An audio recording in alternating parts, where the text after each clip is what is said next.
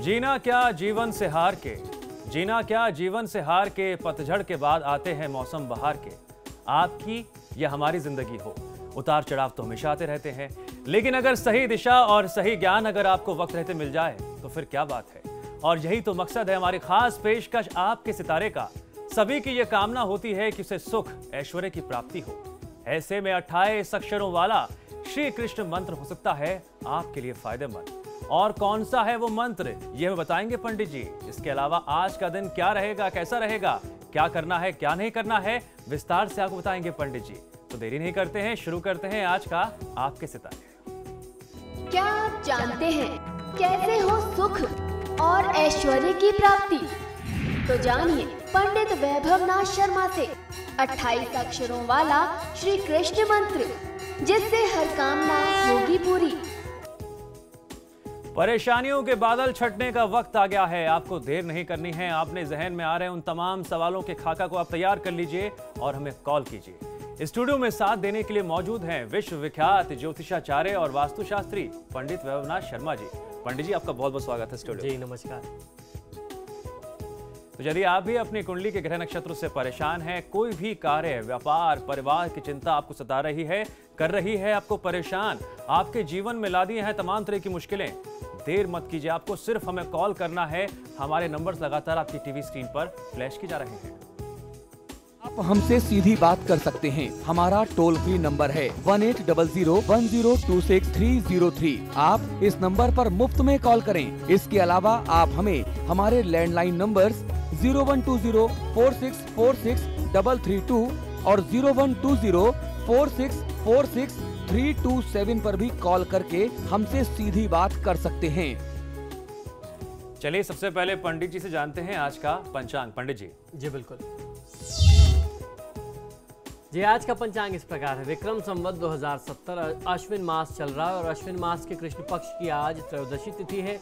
गुरुवार का दिन है। नक्षत्र है पूर्वा फाल्गुनी, योग है शुक्ल और करण है वाणिज्य। तो ये तो बात हो गई पंचांग की। अब बात करते हैं राशियों के। जी हाँ, राशियों की बात करेंगे और इसी क्रम में सबसे पहले हम जान लेते हैं कि मेष राशि वाले जातकों का आज का दिन कैसा रहेगा। पंडित जी। जी, मेष राशि वाले जातक लोगों को आज उन गलतियों से सीख लेना चाहिए जो आपने पहले की थी और आने वाले समय में वह गलतियां न दोहराएं, ऐसा संकल्प आज आपको करना चाहिए। आज अगर आपका कोई करीबी व्यक्ति आपसे सलाह मांगने आता है तो उससे अपनी सलाह अवश्य दें। जो आप ठीक समझते हैं उसे बता देना चाहिए। आपको आज काफ़ी तारीफें मिल सकती हैं, जिसका मूल कारण आपका स्वभाव है, लोगों से मिलने का जो आपका तरीका है वो, और दूसरा आपका जो परिश्रमी स्वभाव है वो लोगों को आपकी तरफ आकर्षित करता है। ओम देवाय नमः मंत्र का 108 बार जाप कर लेना आपके लिए सर्वोत्तम होगा। आज की तिथि में मांसाहार के सेवन से, प्रयोग से बचना चाहिए। पंडित जी, वृषभ राशि। जी, वृषभ राशि वाले जातक लोगों को आज बड़ी सफलता प्राप्त हो सकती है, जो आपकी मेहनत का प्रतिफल रहेगा। आज किसी बात पर आपको काफी ज्यादा क्रोध आ सकता है, लेकिन आपको अपने क्रोध को नियंत्रण में रखना बहुत ज्यादा आवश्यक है, अन्यथा आप अपना ही कार्य बिगाड़ेंगे। धन के मामले में आज आपको काफी अधिक सतर्क रहने की आवश्यकता है। आज आपको किसी बड़े व्यक्ति की यानी अनुभवी व्यक्ति की सलाह की आवश्यकता पड़ेगी, तो आप जिसको भी आदर से इस लायक समझते हो उनसे सलाह अवश्य करना चाहिए। ओम दुर्वा बिल्व प्रियाय नमः मंत्र का 108 बार जाप कर लेना आपके लिए सर्वोत्तम है। जिस तरीके से हम लोग जानते हैं कि पितृपक्ष अब समापन की ओर बढ़ रहा है, आज चतुर्दशी है, कल अमावस्या है। इन दिनों में मांसाहार और मद्यपान के सेवन से, प्रयोग से बहुत दूर रहना चाहिए, बहुत नियम से रहना चाहिए। तो वृषभ राशि वाले जातक भी मांसाहार और मद्यपान से बचे। पंडित जी, मिथुन राशि।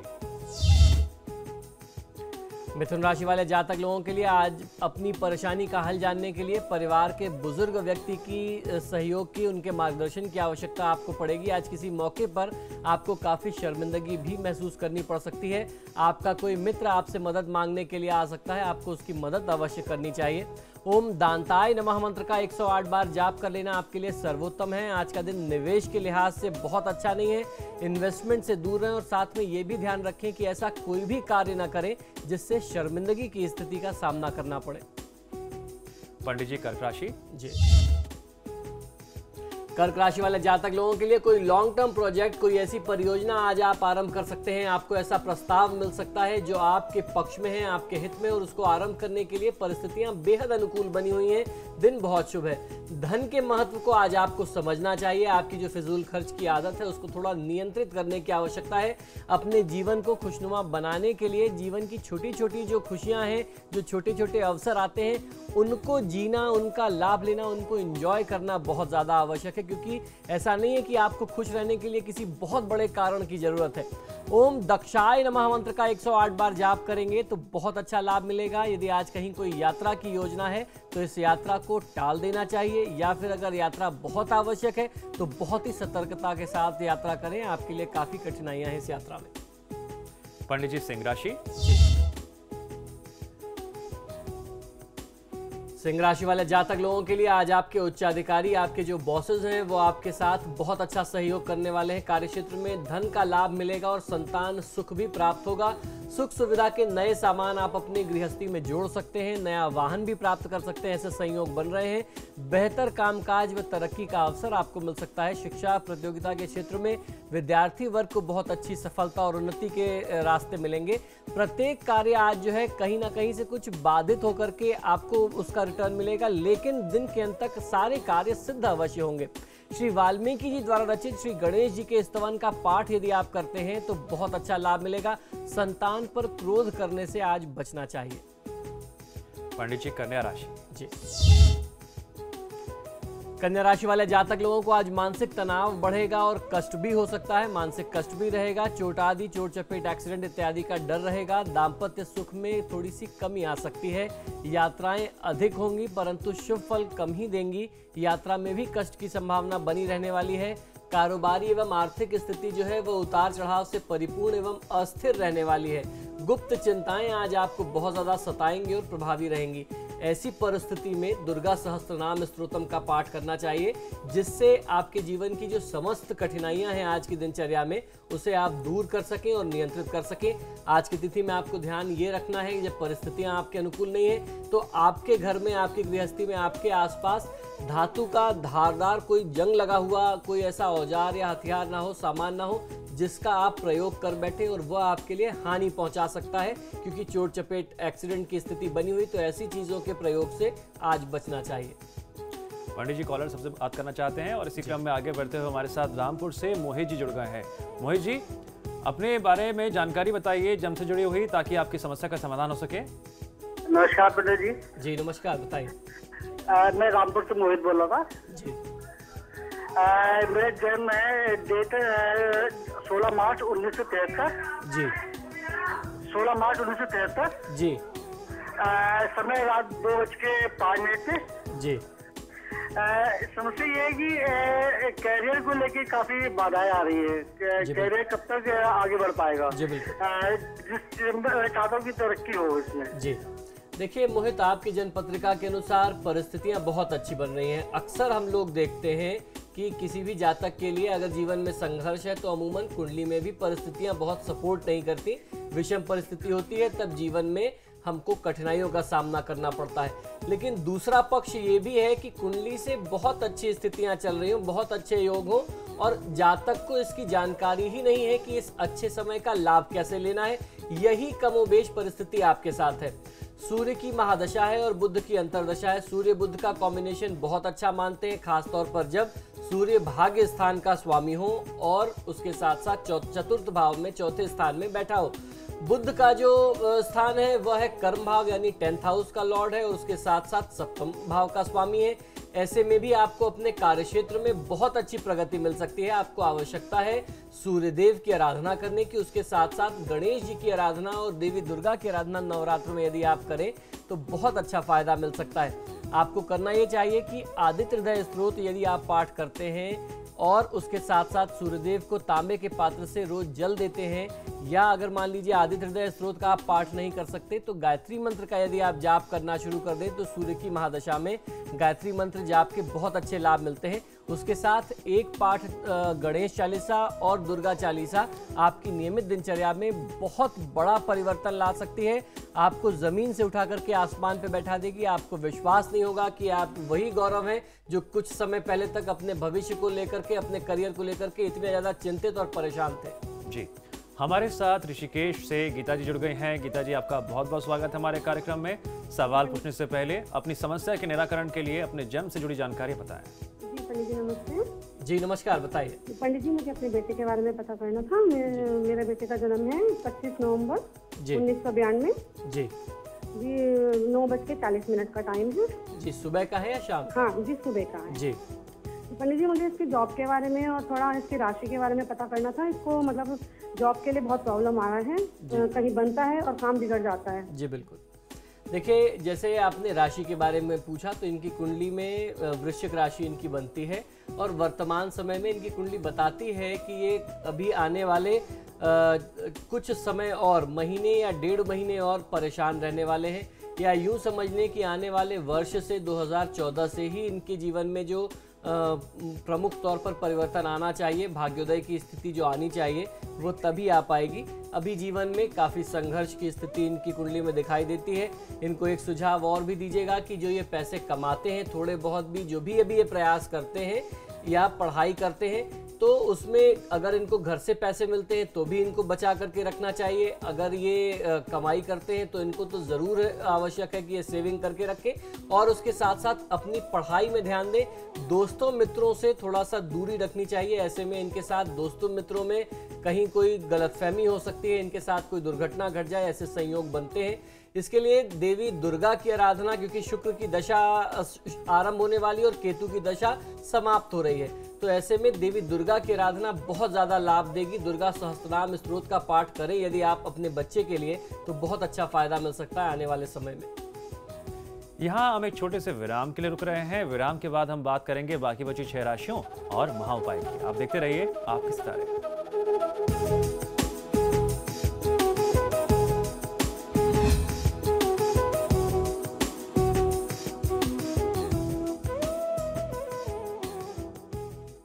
स्वागत है ब्रेक के बाद आपके सितारे में। और अब बात कर लेते हैं तुला राशि वाले जातकों की। पंडित जी,